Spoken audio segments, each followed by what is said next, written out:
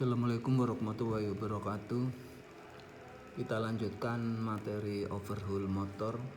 Kemarin sudah kita bahas masalah mekanisme katup tapi masih belum tuntas. Sekarang kita lanjutkan materi mekanisme katup, karena pada prinsipnya bahwa overhaul motor itu ada penunjang teorinya, yaitu mekanisme katup, mekanisme engkol, sistem pendinginan, dan sistem pelumasan. Baik, kita lanjutkan ke sistem mekanisme katup. Katup dengan perlengkapannya.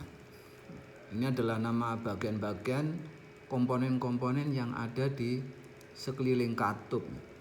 Nomor 1 sendiri adalah katup. Nanti akan kita bahas juga. Nomor 2 adalah dudukan katup, di mana tempatnya adalah di kepala silinder, dudukan katup. Nanti juga akan dibahas sendiri khusus masalah dudukan katup. Nomor 3 adalah penghantar katup, Penghantar katup atau penghantar katup sama aja. Biasanya terbuat dari bron. Sedangkan 4 adalah pegas katup. Pegas katup. Ada yang tunggal, ada yang ganda. Nomor 5 adalah penjamin pegas dan pengunci nomor 6. Jadi nomor 5 adalah penjamin pegas dan pengunci. Tujuannya adalah untuk mengunci supaya katup ini tidak bisa masuk ke dalam ruang bakar. Nomor 7 adalah sil katup. Ada yang tempatnya posisinya di atas, ada yang posisinya di penghantar katup bagian atas. Kalau yang biasa itu berarti sil, bentuknya bentuk sil uring, tempatnya di atas. Tapi kalau tempatnya menempel pada bagian atas penghantar katup, ini adalah sil yang dilengkapi dengan pegas. Jadi itu adalah komponen-komponen yang ada di sekeliling katup. Sekarang kita bahas masalah katup. Fungsi katup, kegunaan katup adalah untuk mengatur pemasukan gas baru ke dalam silinder dan mengeluarkan gas bekas. Jadi memasukkan gas baru melalui katup isap dan mengeluarkan gas bekas melalui katup buang, dibuang melalui knalpot dan ke udara luar. Jadi itu adalah fungsinya. Siapa yang membuka katup? Yang membuka katup di sini adalah poros cam. Karena fungsi poros cam adalah yang paling utama adalah membuka dan menutup katup sesuai dengan FO, FO kemarin sudah kita bahas, adalah firing order, urutan pengapian. Bagian-bagian dari katup sendiri, nomor 1 adalah batang katup. Jadi yang biasanya kita ukur adalah diameter batang katup pada saat nanti waktu overhaul.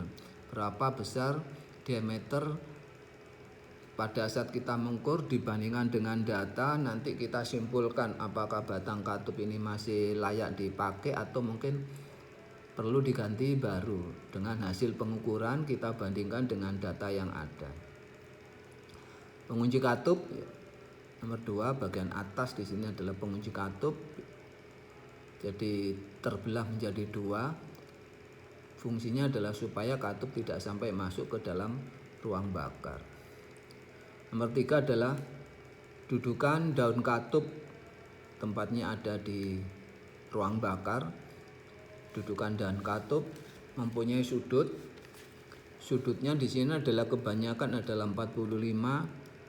Ada yang 30 tapi jarang. Jadi biasanya motor-motor Eropa yang tertentu aja yang 30 derajat, itu pun hanya sebatas katup buang. Hampir semuanya kebanyakan baik katup isap maupun katup buang untuk kebanyakan motor, kebanyakan mobil ini mempergunakan sudut dengan sudut 45 derajat. Dan nomor 4 adalah daun katup. Daun katup tempatnya di dalam ruang bakar, di mana daun katup yang perlu diperhatikan di sini adalah ketebalan daun katup atau margin, Jadi harus kita ukur nanti pada waktu overhaul berapa sih ketebalan daun katup ini. Kalau tipis berarti harus kita ganti. Artinya adalah sudah melebihi dari batas limit kan. Kalau tipisnya sudah tidak sesuai dengan data yang ada di dalam buku data, maka harus diganti baru. Karena makin lama akibat tumbukan dengan cincin dudukan katup, maka ketebalan daun katup ini makin lama makin tipis. Contohnya untuk motor Kijang Toyota, jadi untuk motor Kijang rata-rata ketebalannya untuk katup isap di sini adalah sekitar 0,9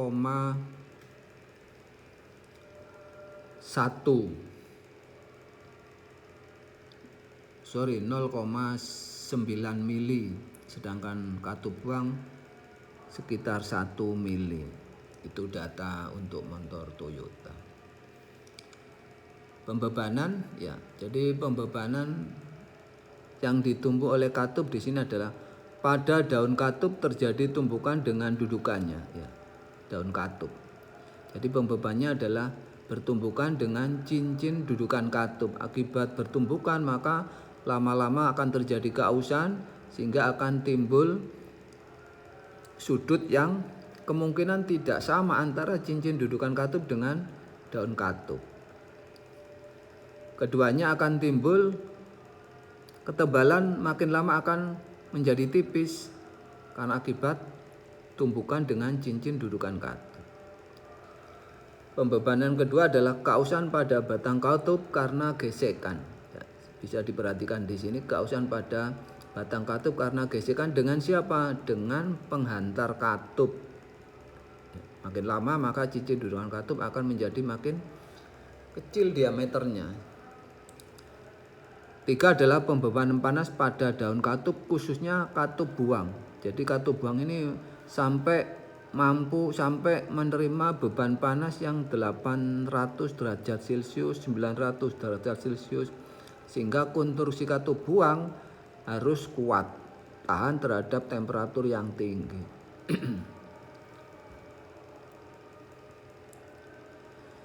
Baik, kita lanjutkan masalah konstruksi katup. Katup isap. Secara fisik bahwa diameter katup isap ini lebih besar dibandingkan dengan katup buang. Tujuannya untuk apa? Untuk memperbaiki pengisian silinder sehingga gas baru yang masuk ke dalam ruang bakar ini menjadi lebih besar, lebih banyak, sehingga dengan adanya gas baru lebih banyak maka proses tekanan pembakaran bisa menjadi lebih kuat, lebih bagus, karena tekanan pembakaran salah satunya adalah penunjangnya adalah gas baru yang masuk ke dalam ruang bakar, di samping memang sistem pengapian.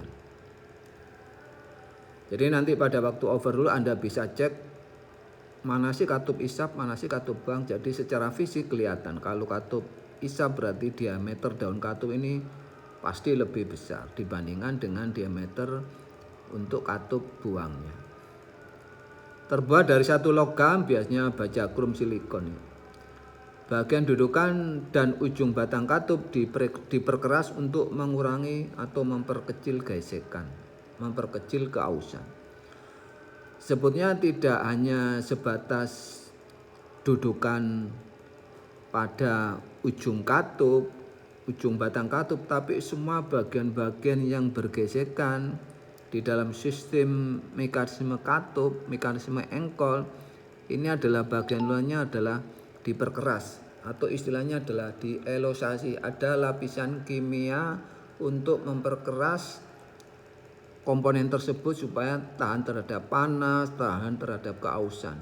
Jadi itu yang namanya adalah elosasi. Katup buang terbuat dari 2 logam. Batang katup dari baja yang mempunyai sifat luncur yang baik, ya, batang katupnya. Daun katup dari baja yang tahan panas, ya. Jadi batang katup mempunyai sifat luncur yang baik karena bergesekan dengan penghantar katup. Sedangkan daun katup tempatnya di ruang bakar harus mampu menerima temperatur yang sangat tinggi, kan, bisa sampai 900 derajat Celcius. Ada konstruksi katup buang yang berisi natrium, misalnya contoh motor Mercy buatan Jerman.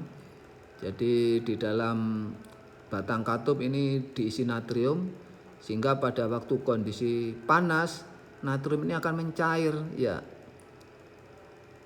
Karena sifat dari natrium adalah pada waktu kondisi dingin akan menjadi benda padat, pada waktu kena temperatur panas maka akan menjadi benda cair. Jadi ini adalah cara kerjanya. Pada temperatur kerja natrium mencair dan akan dikocak-kocak, sehingga natrium karena bentuknya cair akan dikocak-kocak akibat naik turunnya daripada katup. Dengan demikian natrium memindahkan panas dari daun katup ke batangnya, dari batangnya nanti ditransfer ke penghantar katup ditransfer ke kepala silinder ditransfer ke udara luar, dan seterusnya. Dan untuk memperbaiki pemindahan panas, penghantar katup terbuat dari bron, ya, tembaga. Jadi sifat tembaga adalah memindahkan panas dengan baik. Makanya kenapa kabel-kabel listrik mempergunakan tembaga, karena mempunyai sifat penghantar yang bagus. Bekas katup, jadi fungsinya untuk apa? Untuk mengatur katup agar bisa rapat pada dudukannya. Jadi fungsi pegas katup yang paling utama di sini adalah bagaimana katup bisa rapat terhadap dudukannya. Karena kalau terjadi kebocoran tidak rapat, maka akan terjadi gas baru masuk di antara celah-celah tersebut, sehingga nanti akan terjadi kerugian gas kalau itu kebocoran pada katup buang. Sebagai pengembali pegas, ya, karena yang membuka katup itu siapa sih? Ya, yang membuka katup kan poroskem. Jadi fungsi poroskem kan membuka katup sesuai dengan FO, sesuai dengan urutan pengapian, ya. Sedangkan yang mengembalikan sebagai pengembali adalah supaya katup ini bisa rapat, ya, bekas katup. Bekas ada dua macam, yaitu bekas katup tunggal dan bekas katup ganda. Jadi kebanyakan motor-motor sekarang adalah mempergunakan sistem bekas katup ganda. Dan yang perlu diperhatikan untuk bekas katup tunggal di sini adalah kisar lilitan atau jarak atau gang, di mana nanti pada waktu Anda nanti overhaul mobil, pada saat Anda nanti merakit kembali, perhatikan lilitan pada masing-masing bekas katup, karena ada yang posisi lilitannya dibuat nggak sama. Jadi memasangnya di sini nanti adalah kisar lilitan yang lebar ini harus posisi di atas. Bisa Anda perhatikan pada gambar di sini. Jadi yang lebar kisar atau lilitannya ini lebih lebar dibandingkan dengan yang bagian bawah. Itu nanti perlu diperhatikan nanti pada waktu Anda memasang bekas katup pada saat terjadi pemasangan. Bekas katup ganda fungsinya untuk apa? Jadi bekas katup ganda di sini adalah bila salah satu bekas ini putus, karena bekas ini dua, maka satunya akan menahan katup sehingga tidak akan sampai masuk ke dalam ruang bakar. Jadi menjamin katup tidak masuk ke dalam ruang bakar pada saat salah satu pegas ini putus atau patah. Bekas katup lemah, ya, kita bahas masalah kemungkinan akibat pemakaian atau mungkin penggantian bekas katup baru mungkin bisa terjadi lemah atau mungkin terlalu kuat, tidak sesuai dengan data yang dikehendaki, ya. Apa akibatnya kalau sampai terjadi bekas katup lemah? Katup akan bergetar dan putaran tinggi katup tidak akan menutup rapat, melainkan akan meloncat-loncat atau melompat-lompat sehingga daya motor akan berkurang. Itu yang perlu diperhatikan. Kalau pegas katup terlalu lemah, maka tidak akan bisa menutup dengan rapat pada dudukannya. Sehingga karena tidak rapat, ya tentunya kan akan terjadi kerugian gas baru, ya. Akibatnya kan larinya kan jelas daya motor akan berkurang. Tapi kalau terlalu kuat, tekanannya kuat, otomatis kan tumbukannya kan besar sehingga terjadi keausan yang lebih besar atau kemungkinan tuas-tuas katup bisa patah, ya. Kalau tuas-tuas katup patah ini kemungkinan kecil. Cuma masalah gesekan tumbukan akan menjadi lebih besar. Itu yang perlu diperhatikan, sehingga ada data bagaimana nanti mengecek bekas katup, apakah bekas katup ini masih dalam batas toleransi atau mungkin terlalu lemah atau mungkin terlalu kuat ya. Sil katup ya, namanya sil kan berarti kan untuk mencegah minyak pelumas mengalir ke saluran masuk atau buang ya. Ya, jadi sebagai perapat ya, sebagai perapat lah, supaya nanti jangan sampai nanti oli masuk ke dalam ruang bakar melalui celah antara batang katup dengan penghantar katup. Makanya supaya oli tidak sampai mengalir masuk ke dalam ruang bakar melalui celah antara celah antara penghantar katup dengan batang katup, maka di atasnya disekat dengan sil. Ada yang sil bentuknya O-ring, biasanya dipasang bagian atas. Ada yang sil bentuknya seperti gambar di sini, yaitu yang dilengkapi dengan pegas. Ini adalah sil yang paling bagus karena di samping dari karet juga ada tambahan dari pegas, jadi lebih kuat merapatnya. Penghantar katup ya, jadi gunanya untuk apa ya? Mengantar batang katup pada kepala silinder. Jadi mengantarkan batang katup pada kepala silinder kan, mengantar batang katup pada kepala silinder, memindahkan panas dari katup ke kepala silinder ya. Karena panas dari ruang bakar ditransfer ke daun katup, dari daun katup naik ke atas ke batang katup, harus ditransfer ke penghantar katup, dari penghantar katup nanti ditransfer ke kepala silinder, didinginkan oleh pendingin, oleh sistem udara luar, sehingga nanti panas akan tidak terlalu berlebihan yang ditumpuk oleh daun katup. Itu adalah prinsipnya kenapa penghantar katup dibuat bahan yang mempunyai sifat penghantar yang bagus, yaitu dari bron atau tembaga. Sekarang kita lanjutkan masalah macam-macam dudukan katup. Ya, jadi dudukan katup ini prinsipnya adalah untuk motor diesel dengan motor bensin. Jadi perlu diperhatikan pada gambar bagian kiri. Jadi ini adalah dudukan katup ya, untuk motor diesel. Jadi di motor diesel, jadi dudukan katup sudah dikonstruksi pada kepala silinder ya, di kepala silinder, sehingga kalau nanti aus maka harus diganti satu set kepala silinder.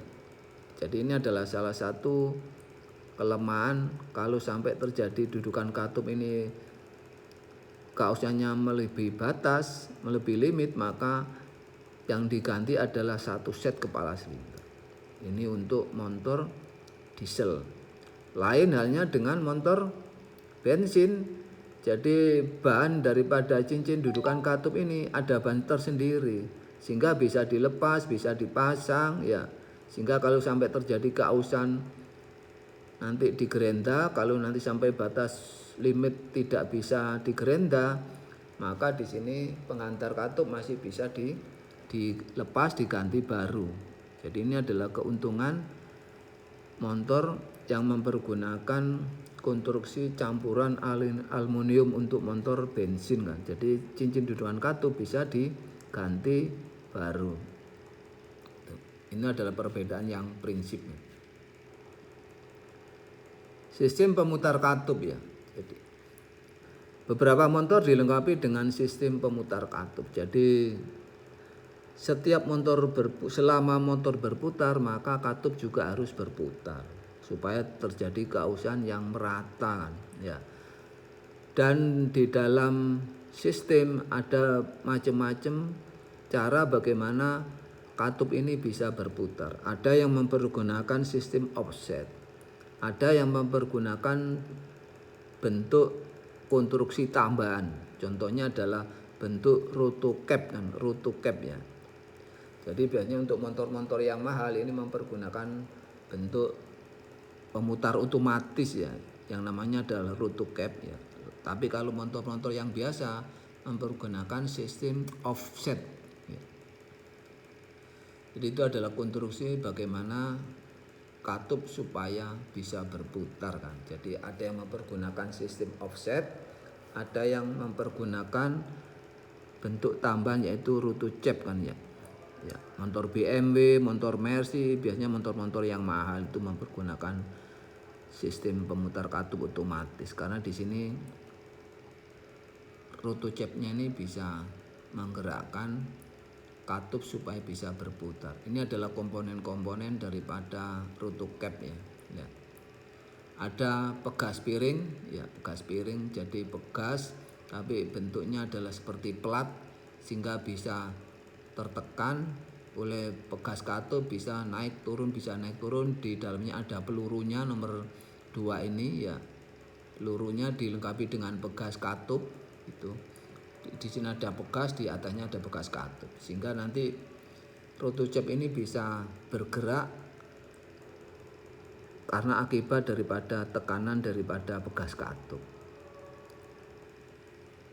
Jadi cara kerjanya adalah setiap kali katup akan terbuka, pegas piring bergerak turun naik dan memutar katup melalui peluru, pegas katup dan pengunci kan.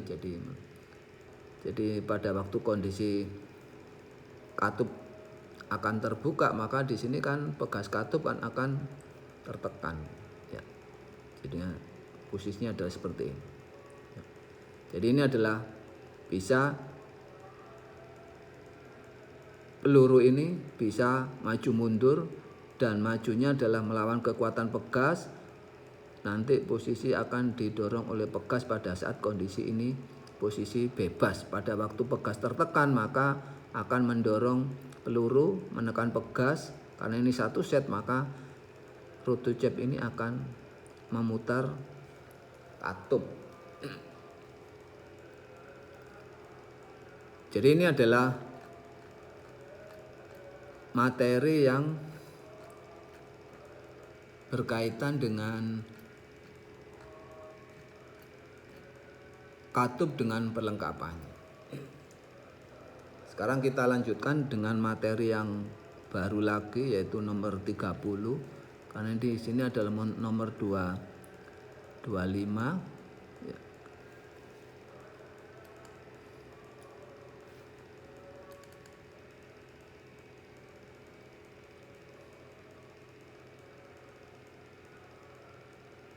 Karena materi untuk mekanisme katup ini cukup banyak sehingga nanti kita usahakan bahwa materi teori overhaul ini harus tuntas sebelum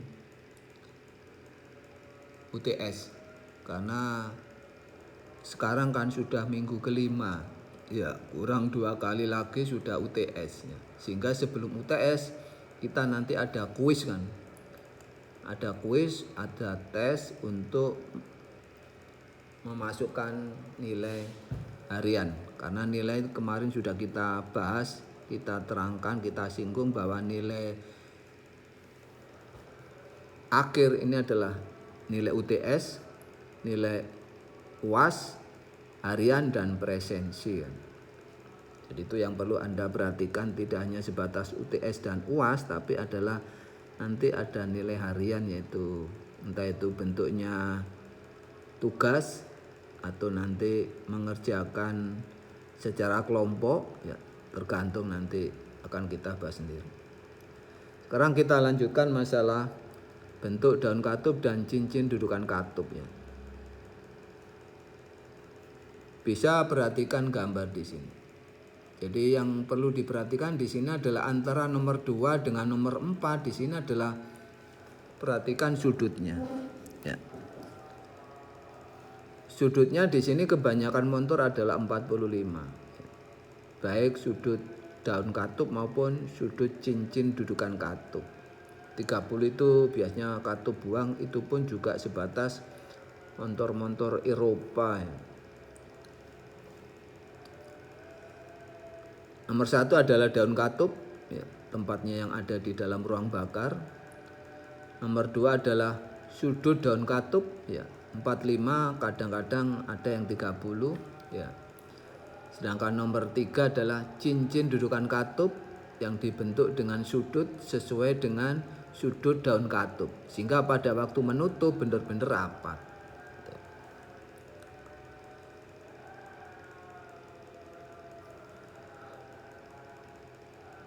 Nomor 5 adalah lebar dudukan katup. Lebar dudukan katup. Lebar dudukan katup ini bisa di tengah, bisa di pinggir bagian dalam, bisa di pinggir bagian luar. Ya. Ini bisa kita setting, tapi dengan alat khusus kan, alat menggerinda katup. Ya, ada.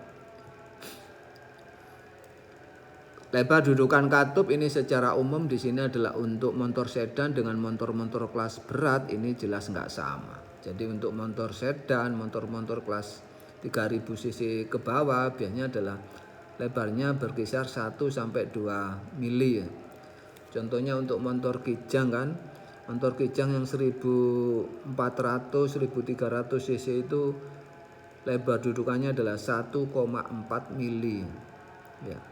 Untuk motor-motor yang cc-nya besar seperti truk, bis itu kan, itu adalah 2 sampai 3 mili. Jadi ini data secara umum. Dudukan katup harus di tengah-tengah daun katup. Itu yang perlu diperhatikan, bahwa dudukan katup harus di tengah-tengah daun katup. Jadi bagaimana sih dudukan katup ini pada saat menempel bersinggungan ada di tengah-tengah daun katup. Bagaimana kalau nanti pada waktu menempel posisinya di luar atau mungkin posisinya di dalam, ini bisa disetting, bisa diperbaiki sehingga nanti posisinya adalah di tengah-tengah daun katup. Jadi mempergunakan alat khusus ya.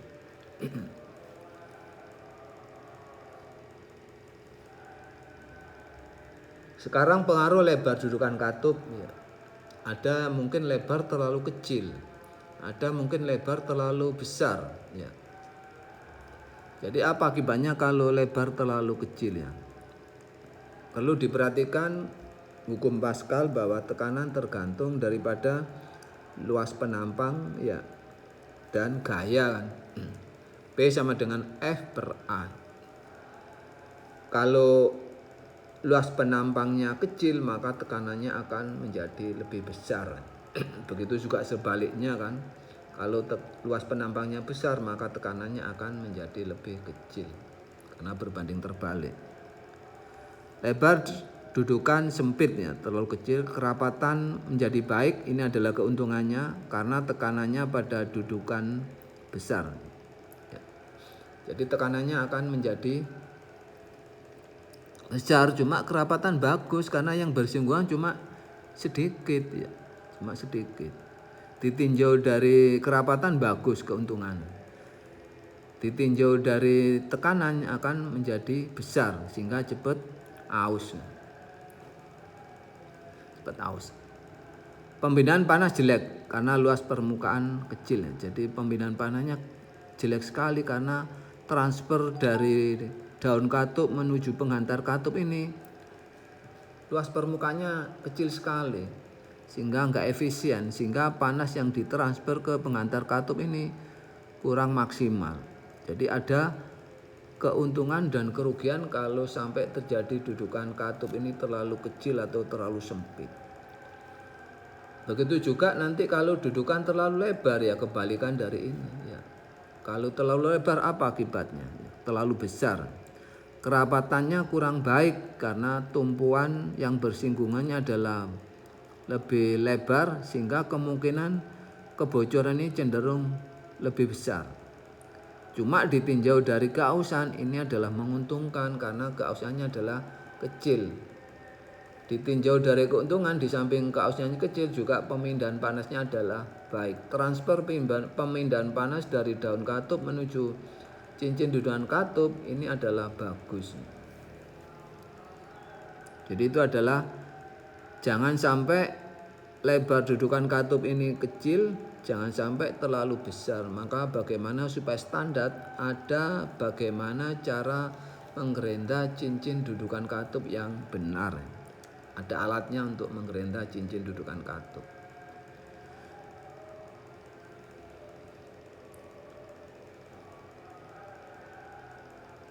Kita perhatikan sudut koreksi. Ya, sudut koreksi.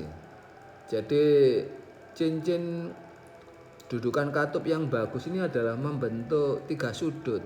Ya, ada sudut dudukan, koreksi luar dan koreksi dalam. Itu seperti gambar di sini. Ada sudut dudukan, koreksi luar dan koreksi dalam. Sudut koreksi luar sekitar 10 sampai 30. Sudut koreksi dalam sekitar 60 sampai 75. Ya, dudukannya adalah 45. Jadi yang perlu diperhatikan di sini adalah bahwa sudut koreksi dalam harus di atas 45 derajat.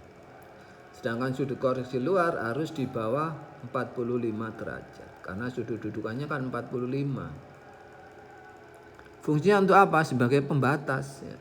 Sebagai pembatas daripada lebar dudukan. Ya. Sebagai pembatas. Fungsi pertama adalah pembatas. Ya, seperti ini kan bisa lihat di gambar. Awalnya adalah sudut dudukan katup cuma 1 sudut, ya. Bagaimana supaya menjadi 3? Ya, kita potong seperti gambar yang di kanan, ya. Kita potong menjadi sudut koreksi dalam keluar. Ini koreksi luar, ini koreksi dalam, sehingga membentuk 3 sudut. Koreksi luar, dudukan, dan koreksi dalam. Jadi yang paling benar adalah bahwa cincin dudukan katup ini tidak hanya sebatas 1 sudut seperti gambar di kiri, tapi adalah membentuk 3 sudut, yaitu sudut koreksi luar, sudut dudukan, dan koreksi dalam. Karena fungsi daripada sudut koreksi adalah sebagai pembatas supaya lebar dudukan katup ini sesuai dengan data yang ada. Ya. Ini adalah cara menggerenda. Jadi tadi sudah kita singgung bagaimana kalau pada waktu cincin dudukan katup ini menempel pada daun katup, ya diusahakan bahwa yang menempel itu harus posisi di tengah-tengah. Bagaimana kalau seperti gambar di layar ini atau gambar atas ini, bahwa pada waktu menempel adalah posisinya adalah keluar, ya. Jadi bagaimana kalau terlalu luar? Jadi ini bisa diperbaiki. Kalau sampai terjadi terlalu luar, bisa diperbaiki dengan cara menggerenda sehingga posisinya akan seperti posisi yang dikehendaki seperti ini. Posisinya di tengah-tengah daun katup. Jadi langkah pertama adalah dudukan katup terlalu luar seperti gambar di sini. Jadi langkah pertama adalah potong pada sudut koreksi luar. Ya, kita potong. Karena kalau kita potong kan berarti nanti akan menjadi kecil, sehingga yang bertumbuhan menjadi kecil seperti gambar ini. Setelah kita potong sudut koreksi luar, maka kita potong sudut dudukannya. Ya. Dari posisi setelah kita potong dudukannya, maka dari posisi yang menempel kecil akan menjadi lebar. Jadi ini kita memang untuk mengerjakan penggerendaan ini harus hati-hati. Karena kita berusaha bagaimana menggerenda ini seminimal mungkin, ya. Jangan sampai nanti terlalu banyak. Karena kalau nanti terlalu banyak, maka nanti katup ini nanti akan terlalu, posisinya akan, daun katupnya akan menempel terlalu masuk. Makanya penggerendaan harus seminimal mungkin kan. Jadi harus sering menggerenda. Kalau di tempat saya sih mempunyai alat ini, namanya alat penggerendaan cincin dudukan katup. Ada yang sederhana, ada yang langsung terpotong menjadi 3 sudut. Jadi sudah permanen. Mungkin kalau di sini nanti pada waktu overhaul jelas nggak dikerjakan karena memang alatnya nggak ada. alatnya tidak ada. Kalau di VDC itu alatnya sudah komplit, sehingga kita bisa melaksanakan praktek bagaimana menggerinda cincin dudukan katup dengan benar kan. Kalau sampai terjadi kondisi terlalu luar atau mungkin kondisi terlalu dalam, sama aja. Bisa kita perbaiki dari kondisi terlalu luar bisa menjadi seperti ini, sesuai. Ini evaluasi aja seperti gambar di sana, di sini seperti gambar yang di atas. Bagaimana kalau cincin dudukan katup ini posisinya di luar ya terlalu luar. Jadi kalau terlalu luar berarti kita potong sudut koreksi luar, keduanya terus kita potong sudut dudukannya, akhirnya ini posisinya akan turun menjadi posisi di tengah-tengah. Atau mungkin bagaimana kalau sampai terjadi kondisi posisi dudukannya di dalam, berarti yang kita potong adalah sudut koreksi dalam, keduanya adalah sudut dudukannya. Jadi sederhana sekali.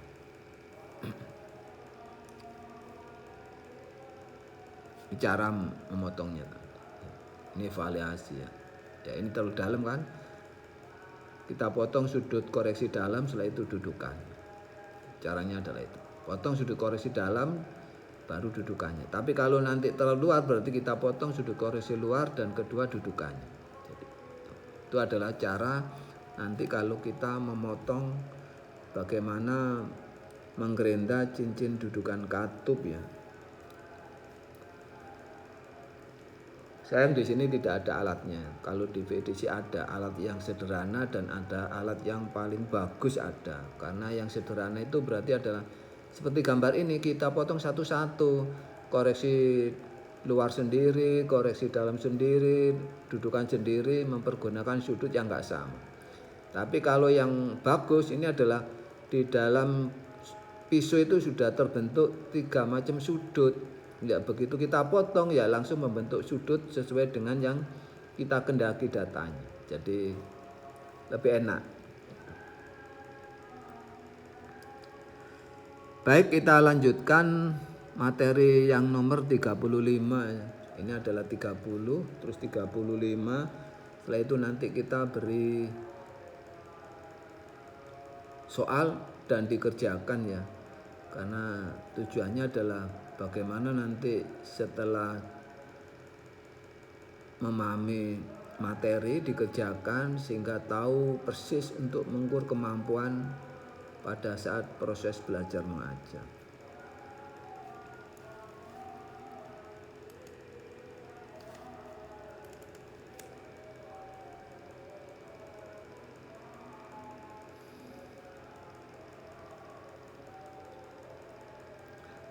Kita lanjutkan masalah celah katup dan penyetelnya.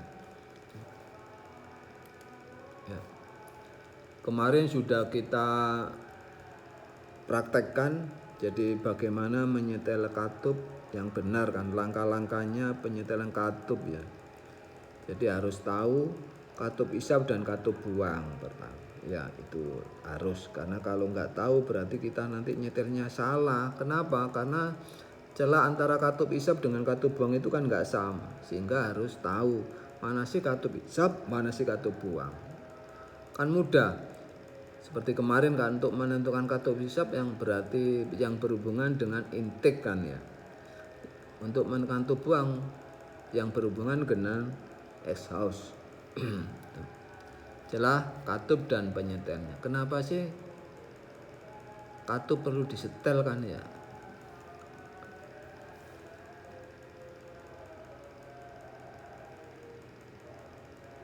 Fungsi celah katup ya. Karena supaya katup-katup dapat menutup dengan sempurna pada semua kondisi temperatur. Jadi semua motor harus ada punya celah, harus ya. Karena fungsinya memang dengan adanya celah maka katup ini bisa menutup dengan sempurna pada setiap keadaan temperatur. Maksudnya adalah baik temperatur dingin maupun temperatur tinggi, katup ini harus bisa menutup dengan bagus. Syaratnya adalah harus ada celah katup ya, celah katup. Karena celah katup kan bisa makin lebar dan bisa makin sempit tergantung dari kondisi keausan mana yang paling besar kan. Contohnya seperti gambar di sini. Di bagian bawah terjadi keausan, di bagian atas terjadi keausan. Kalau bagian bawah ini keausannya lebih besar daripada bagian atas, maka nanti katup akan naik lebih banyak sehingga celahnya akan menjadi lebih sempit. Begitu juga sebaliknya, kalau keausan di bagian atas lebih besar dibandingkan dengan keausan bagian bawah, maka celahnya akan menjadi lebih lebar. Sehingga secara teori bahwa celah katup ini makin lama bisa makin sempit, bisa juga makin lebar, tergantung besar kecilnya antara keausan yang atas dengan keausan yang bagian bawah.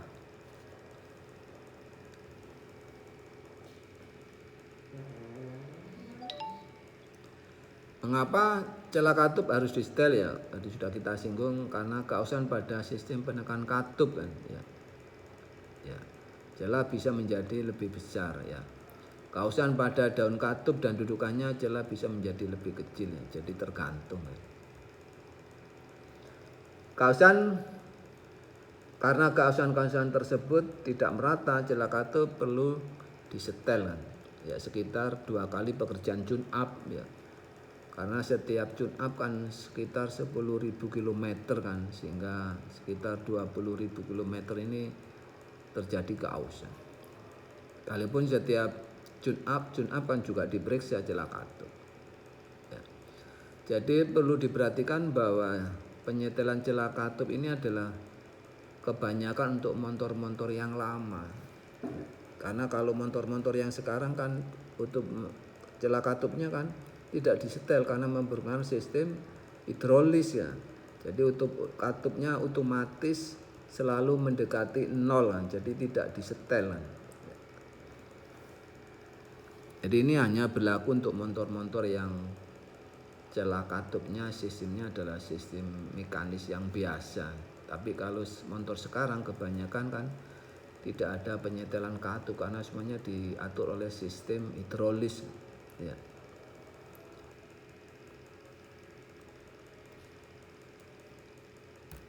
Celah terlalu besar ya. Jadi ini bisa dirasakan pada waktu nanti Anda menghidupkan mesin. Salah satu resiko bagaimana kalau nanti celah terlalu besar seperti gambar ini. Maksudnya adalah misalnya datanya 0,2 mili, ternyata akibat keausan menjadi 0,3 mili kan, berarti kan lebih besar kan. Efeknya apa? Penggerak katup berisik ya. Berisik. Ada suara pukulan-pukulan ya. Jadi bisa Anda cek nanti pada waktu menghidupkan mesin, kalau bunyinya cek itu berarti adalah celah katupnya terlalu lebar. Bagian penggerak katup bisa patah karena kan seperti pukulan-pukulan seperti ini. Ya, jadi ini ada risiko bagaimana nanti kalau celah katup terlalu besar kan. Jadi suara motor akan berisik dan kemungkinan akan terjadi katup bisa patah karena pukulannya lebih besar. Dan terlalu sempit, terlalu kecil, maka di sini adalah goyang ya. Ya, goyang. Waktu pembuangan katup lebih lama dari waktu semestinya. Gerak gunting juga akan lebih lama sehingga kerugian gas baru ya, akibat putaran idle kurang stabil. Jadi salah satu penyebab nanti motor itu goyang pada waktu putaran stasioner, salah satunya adalah celah katup terlalu sempit ya.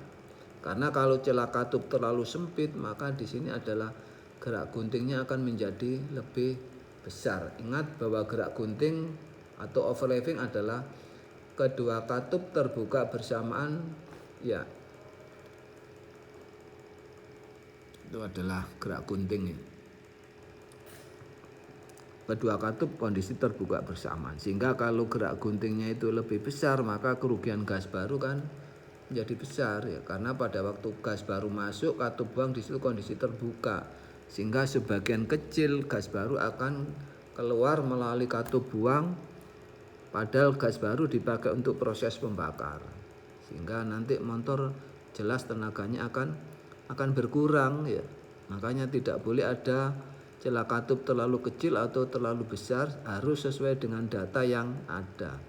Makanya setiap servis celah katup harus diperiksa ya. Kecuali kalau celah katup otomatis. Tidak ada celah lebih parah lagi ya. Jadi bagaimana kalau nanti celah katup itu tidak ada? Ini kalau untuk motor 1 silinder, kalau memang tidak ada celah maka tidak akan hidup. Tidak akan hidup. Ya. Tapi kalau motor-motor lebih dari 1 silinder ya masih hidup, tapi akan terjadi kerugian yang lebih parah. Seperti gambar di sini kan. Pada waktu kondisi katup ini tertutup, seharusnya menutup rapat karena di sini nggak ada celah, maka akan terjadi kebocoran. Ya. Kalau kebocoran pada katup isap berarti ada gas baru keluar melalui saluran isap ke udara luar. Ya. Kerugian gas baru. Ya. Melalui katup ya nanti ke intake ya nanti. Intake hubungannya kan mungkin ke karburator macam-macam ya. Tapi kalau di sini kondisinya posisi katup buang berarti nanti akan terjadi pembinaan panas, akan terganggu yang seharusnya adalah panas dari daun katup harus ditransfer melalui cincin dudukan katup, karena di sini renggang maka panas dari daun katup ini tidak bisa ditransfer. Akibatnya apa? Katup buang akan terjadi kelebihan beban panas yang tinggi, kemungkinan bisa terjadi terbakar. Ya, jadi ini adalah tidak adanya celah katup ya, kerugiannya sangat besar. Katup tidak menutup dengan sempurna ya. Mungkin kalau motor 1 silinder nggak akan bisa hidup. Bisa Anda coba nanti pada waktu di sepeda motor Anda misalnya celah katupnya dibuat tidak punya celah, dirapatkan, kemungkinan pasti nggak bisa hidup. Ada kerugian gas baru, tenaga motor kurang itu kalau di katup isap. Tapi kalau katup buang maka akan terjadi beban panas yang tinggi ya. Bisa merambat ke karburator macam-macam ya. Akhirnya akan terjadi penguapan. Dan katup-katup akan terbakar. Kenapa? Karena pemindahan panas dari daun katup ini tidak bisa ditransfer langsung lewat cincin dudukan katup. Macam-macam konstruksi katup, penyetelan katup ya. Ada yang konstruksi umum yang kemarin sudah kita praktekkan, yaitu penyetelan yang separuh-separuh ya. Kebanyakan motor, jadi paling sederhana, paling mudah ya. Yang penting bagaimana menyetel katup dengan benar. Ini contoh untuk mempergunakan tuas ayun. Ada motor Mercy, ada motor Ford, ada Nissan kan. Jadi fillernya adalah masuk di antara ujung tuas ayun dengan poros cam kan. Jadi perlu diperhatikan pada gambar ini. Jadi nanti contoh motor Mercy, motor Nissan mempergunakan sistem tuas ayun. Ya, fillernya di antara ujung tuas ayun dengan poros cam. Ada yang bentuk seperti ini, ada yang bentuk motor seperti Volvo, Fiat, VW dan macam-macam mempergunakan plat penyetel. Ya, plat penyetel. Sebenarnya motor ini nggak disetel, cuma hanya diperiksa celahnya sesuai tonda. Kalau nggak sesuai berarti harus mengganti koin ya. Di sini ada koin yang perlu atau plat penyetel yang perlu diganti. Jadi di sini tidak disetel, cuma hanya diperiksa. Kalau memang celahnya nggak sama berarti harus mengganti koin. Motor Volvo, motor Fiat ada ya, dan macam-macam. Ada yang mempergunakan sistem eksenter motor BMW. Jadi yang saya tahu di sini hanya sebatas motor BMW mempergunakan bentuk eksenter ya. Jadi bentuknya eksenter sehingga nanti kalau nggak sesuai maka di sini adalah baut pengikatnya dengan murnya ini dikendorkan sehingga nanti eksternya dimain-mainkan sehingga nanti akan mempengaruhi celah. Tuh, ini hanya sebatas motor BMW. Motor Neptune atau Colt ya, jadi menggunakan bentuk plat ya. Jadi keuntungan motor ini adalah bisa disetel pada saat motor hidup, keuntungannya itu. Karena pada waktu motor hidup mur pengikatnya ini diam, jadi memungkinkan kunci ini bisa masuk ke mur pengikat. Jadi ini adalah salah satu keuntungan motor yang mempergunakan plat penyetel seperti ini adalah bisa disetel pada saat kondisi motor hidup. Keuntungan bisa setel pada waktu kondisi motor hidup.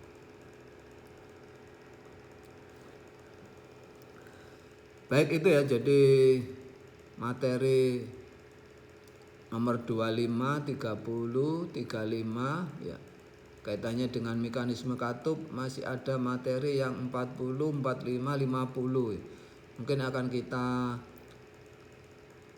lanjutkan minggu depan karena kita lanjutkan dengan kuis ya. Ya, kita mencoba kuis atau tes harian ya. Pelaksanaannya kapan ya? Saat ini, dan Anda kerjakan kita beri waktu maksimal 1 jam ya. Ingat maksimal 1 jam. Setelah Anda kerjakan tolong dikirim melewati grup kelas ya. Dengan batas waktu 1 jam. Kalau melebihi berarti sudah kita anggap nilainya berkurang. Karena dengan adanya Anda ngirim soal, ngirim lembar jawaban, berarti Anda sudah mengikuti proses pembelajaran daring. Karena saya tahu persisnya kan dari lembaran yang Anda kirim nanti. Berarti kalau Anda mengirim lembaran berarti adalah Anda mengikuti pelajaran dan presensi saya anggap hadir. Tapi kalau tidak ada laporan kegiatan yang masuk ke dalam grup ya berarti saya anggap tidak hadir. Baik, kita lanjutkan masalah soalnya ya. Jadi ada soal yang harus Anda kerjakan. Ingat bahwa waktu mengerjanya adalah 1 jam ya. Jadi ini materi yang awal ya. Jadi materi awal kaitannya dengan praktek dan kaitannya dengan sudut pengantar katup. Jadi ada 2 soal bisa Anda perhatikan di sini. Terangkan langkah-langkah penyetelan katup secara jelas dan sistematis. Kemarin Anda sudah menyetel celah katup yang secara umum ya, separuh-separuh. Tolong jelaskan bagaimana penyetelan celah katup yang benar kan ya. Itu nomor 1. Sedangkan nomor 2 di sini adalah ya, menghitung ya. Hitunglah A. Sudut pembukaan katup isap dan buang. Ya, kemarin sudah kita bahaskan berapa sih sudut pembukaan katup isap dan buang. B adalah besar sudut gerak gunting. Ya, besar sudut gerak gunting. Dan C adalah waktu pembukaan katup jika motor berputar 5000 rpm ya. 5000 rpm. Jadi perhatikan gambar di sini. Katup isap mulai buka adalah 10 derajat sebelum TMA. Terus menutup 50 derajat setelah TMB. Perhatikan itu. Jadi karena tulisannya mungkin kurang jelas kan. Jadi di sini adalah 10 derajat, di sini 50 derajat.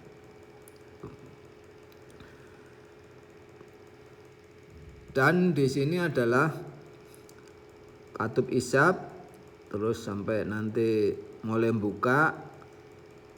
Terus nanti adalah menutupnya adalah 50 derajat setelah TMB.